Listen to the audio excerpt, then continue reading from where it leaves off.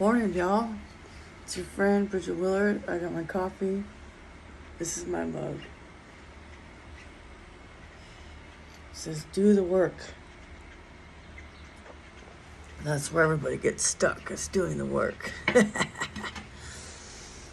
Let's talk about pricing. Now, there's no way I can cover it in one video. Pricing is strategic and psychological, and it depends on where you are in the market and where you are in your life and how you want to change things and what you're trying to accomplish and blah da da da da da da da da da. It depends. So, if you're on Instagram or TikTok or whatever, you're going to see a lot of memes and motivational posts that say, you're worth it, you're worth it, you're worth it.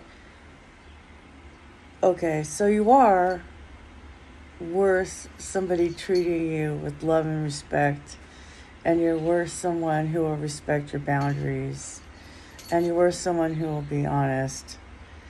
When we come to charging clients with hourly rates, public-facing hourly rates, it's a little different, especially if you're coming into the market. So let's say you're coming into the market and you're new. Now what you have to understand is if you've left employment,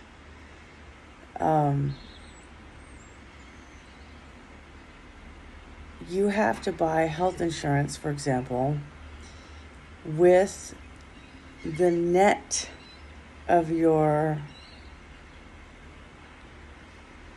health. You buy health insurance when you're employed. Okay, when you're employed, your part of health insurance premiums come out of your gross paycheck, or they should, because that's the whole point of it.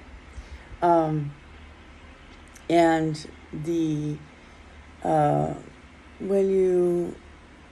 so I almost wish I started over. Let me say it in a way that makes sense. If your health insurance premium is $800 a month, how much money do you have to make in freelancing revenue in order to have $800?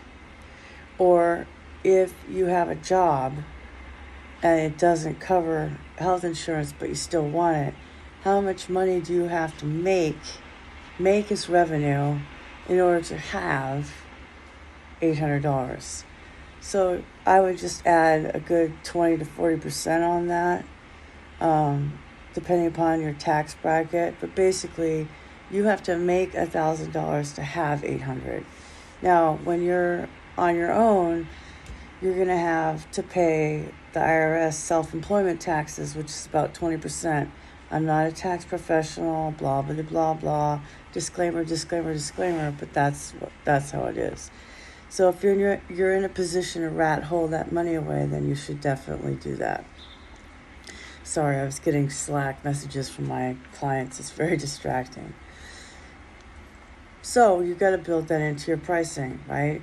So if you are building websites for $1,500 and you have $200 a month in overhead costs, now that's only $1,300. Then you're going to have to pay your graphic designer who did something for you offshore, like he fixed a logo for you, so maybe that's $300. So now you have $900, right? It goes down quickly. So how many of those jobs do you need to pay for your health insurance? Okay, that's one side of it. That's the how much money do you need conversation, which is a totally different conversation. So let's talk about public speaking, consulting, whatever. Now, pricing strategy is one of the most personalized marketing discussions that I have with my clients. You know, if you look at Tesla or Ford, the automotive industry does this all the time. Back when I bought my Ford Fiesta in 2008, no, it had to have been, whatever. I had a 2013 Fiesta. So I bought a Fiesta and I got promotional financing, of course. This is my first Ford. But also Fiestas are pumped out and built in order to lower the average fleet miles per gallon number so that Ford complies with the EPA. So Ford loses money on Fiestas, but they have to make them in order to sell what they really want to sell, which is gas-guzzling trucks. So their pricing strategy for the Fiesta is, we just have to have it, just get it off our lot. Tesla has been criticized a little bit lately in the financial markets for lowering the price of their cars.